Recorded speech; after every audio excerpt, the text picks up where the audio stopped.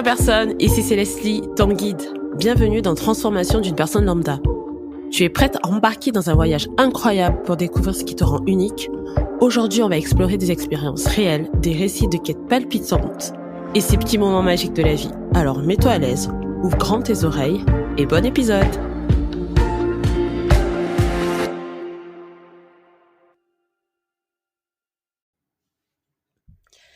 Hello mes personnes et bienvenue dans cet épisode qui va, je l'espère, secouer un peu les idées reçues.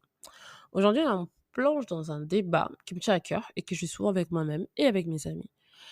Pourquoi la compréhension des autres commence par la compréhension de soi et vice-versa? Préparez-vous, ça va être passionnant. Alors, le mythe numéro 1 dont on va parler, c'est la compréhension unilatérale. Voilà, il y a cette idée reçue, naïve ou pas, je ne sais pas, que si quelqu'un ne nous comprend pas, c'est de sa faute, qu'il ne coûte pas assez bien. Eh bien, non, pas forcément en fait. La compréhension, c'est une rue à double sens en fait. Si je ne me connais pas moi-même, comment puis-je attendre des autres qui déchiffrent qui je suis? C'est-à-dire que oui, je ne suis pas responsable de la manière dont les personnes vont recevoir mon message ou comprendre qui je suis. Et en même temps, quand je ne me connais pas moi-même, c'est-à-dire quand je suis en réaction automatique, quand je ne maîtrise pas l'intensité de mes émotions, quand justement dans certaines situations, je ne suis pas en contrôle de moi-même, comment les autres peuvent me comprendre? Et mon point, il est là. J'étais les premières à me dire, mais en fait, c'est toi qui me comprends pas. Toi, tu me comprends pas. Toi. Et j'ai mis du temps à réaliser à un moment donné qu'en fait, que moi-même, je me comprenais pas. Moi-même, je ne savais pas sur ce point-là. Je n'avais pas expliqué à quel point c'était moi. Pour vous donner un exemple, ou si on prend un exemple, parfois, vous savez, dans une dispute, ça part très vite. Ça part très vite et avant que par exemple, que moi, je ne commence à me connaître et à mieux me comprendre, ça partait. En fait, je savais juste que j'évitais des disputes, j'évitais les confrontations parce que si j'entrais dans ce mode-là, j'allais utiliser tout ce que j'avais pour déclencher une émotion telle que ça blesse au maximum la personne que j'avais en face. Donc, je faisais tout pour éviter. Mais je n'avais pas réalisé qu'avant, il y avait déjà des signes qui m'annonçaient, dans ma réaction, que je pouvais être déclenchée.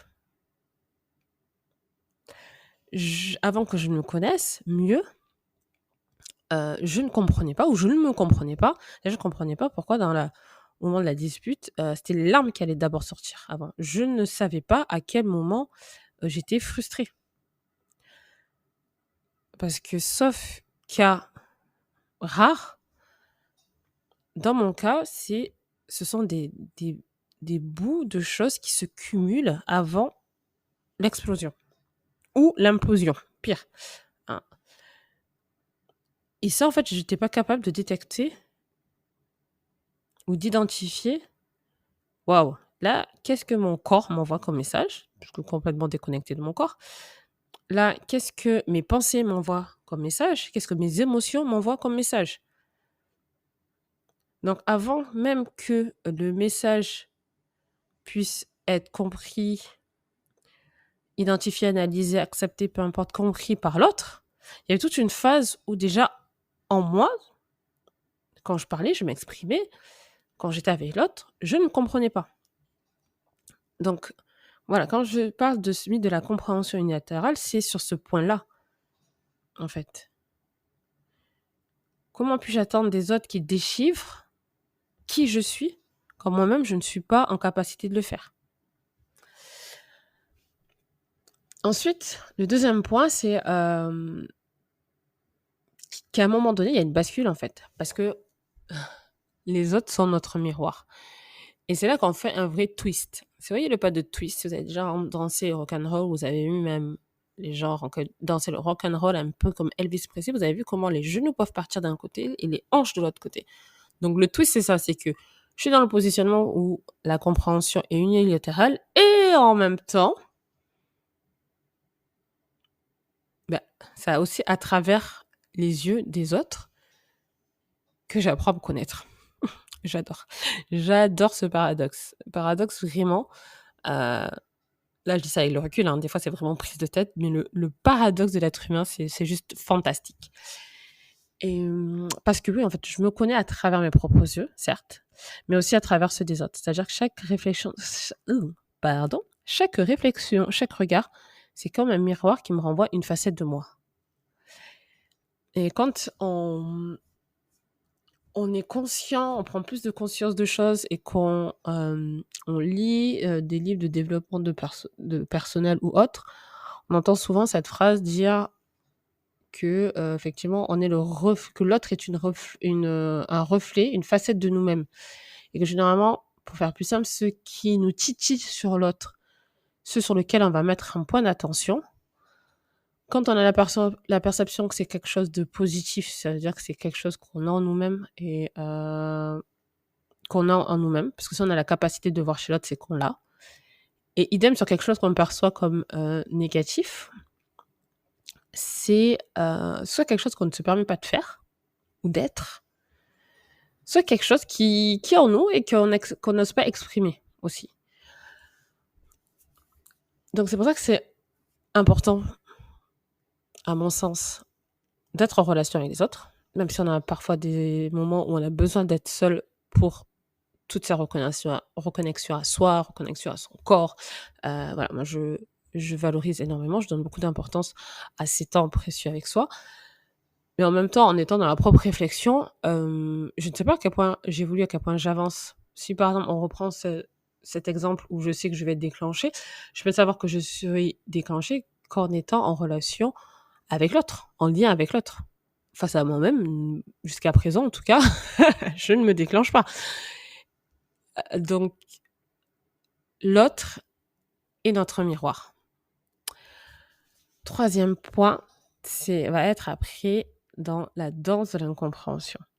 Quand je dis une danse, c'est pour moi la manière dont j'accepte et je danse dans la relation avec tu ne me comprends pas et c'est ok. Tu ne me comprends pas parce que je prends conscience que quand je parle avec toi, cette partie de moi-même, c'est pas très clair. Et c'est aussi ok. Mais aussi, c'est une danse parce que c'est un échange. Je commence à mieux me comprendre quand j'échange avec toi. Je commence à avoir plus de points de clarté quand j'échange avec toi. Et c'est vraiment un jeu de ping-pong où ce point-là, c'est plus clair pour moi. Ce point-là, c'est plus clair pour moi. Ça ne l'est pas pour l'autre.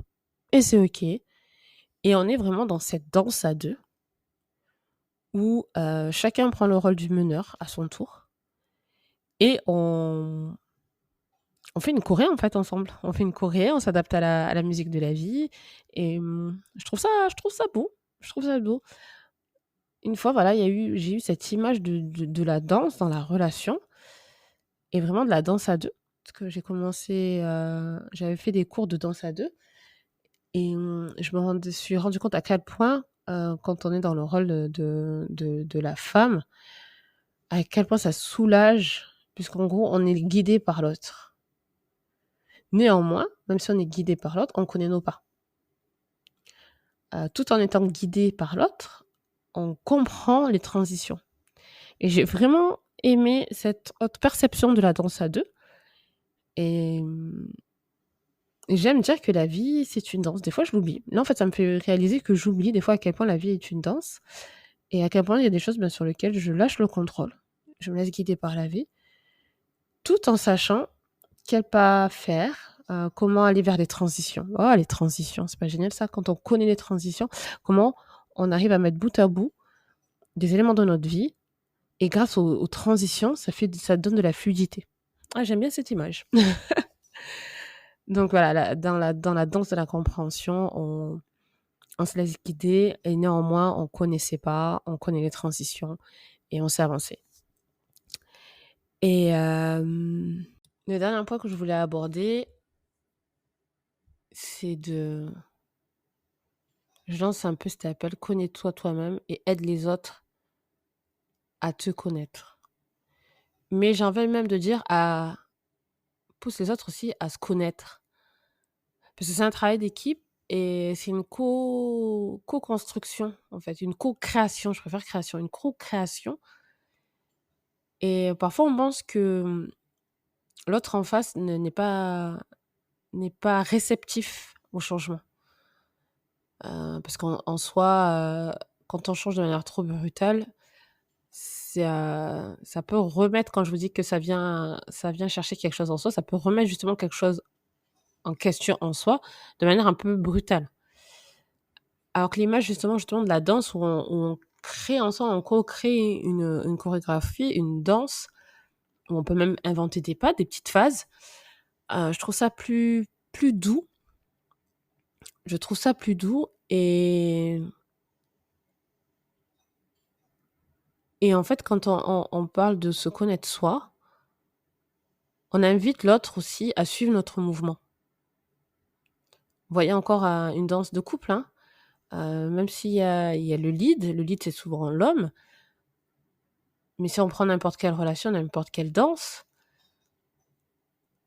en prenant confiance et conscience de qui on est, on envoie en fait, en quelque sorte, cette énergie à l'autre. Et l'autre, à sa manière, va aussi prendre conscience et va mieux se connaître. Est-ce que ça vous parle? Moi, ça me parle, en fait, parce que j'ai vraiment l'image d'une danse, peu importe que ce soit avec un enfant, que ce soit avec un homme ou avec une femme. J'ai vraiment cette notion de je t'envoie quelque chose et on y va. J'ai l'image en fait qui passe souvent sur Instagram où on montre comment deux personnes, bon, initialement ce sont des danseurs, deux personnes par le jeu du hasard se retrouvent à danser ensemble sur une musique qu'ils ne connaissent pas et ces personnes ne se connaissent pas. Et donc on voit vraiment la co-création en fait. Visuellement, on voit la co-création, on voit l'énergie, on voit comment ils communiquent de manière non verbale et c'est fluide. C'est fluide, chacun apporte en fait. Donc voilà, je conclurai ça en disant co-construisez avec les autres. Donc merci pour votre écoute. Mes personnes, je vous invite à embrasser cette complexité. Donnez-moi aussi des images ou ce qui vous vient, vos réflexions. N'hésitez pas à commenter, à partager et à noter aussi le podcast. Plus ça me donne de la visibilité, plus j'ai une chance et nous avons une chance de porter notre message à une personne qui se sent aussi seule de son côté. Je dirais, voilà, ne pointons pas du doigt les autres pour un manque de compréhension.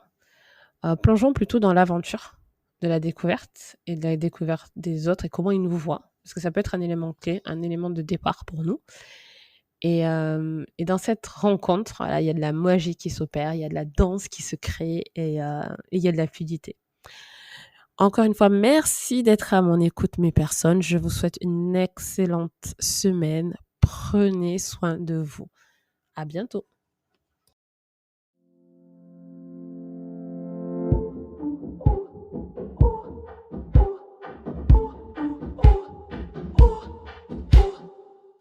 Et voilà, c'est la fin de notre épisode d'aujourd'hui. Merci d'avoir été là, ma personne. Si tu as aimé ce moment passé ensemble, pense à t'abonner au podcast et à le partager avec tes amis. Chaque épisode est le début d'une transformation, pas seulement pour toi, mais aussi pour ceux qui t'entourent. Et si tu veux encore plus d'énergie et d'inspiration, suis-moi sur mes réseaux sociaux. Là-bas, je te partage encore plus de pépites pour alimenter ta transformation. Alors rejoins-moi sur Facebook et Instagram sur The Miss Leslie. Je te dis à très bientôt pour de nouvelles aventures et découvertes sur transformation d'une personne lambda. Entre-temps, prends bien soin de toi.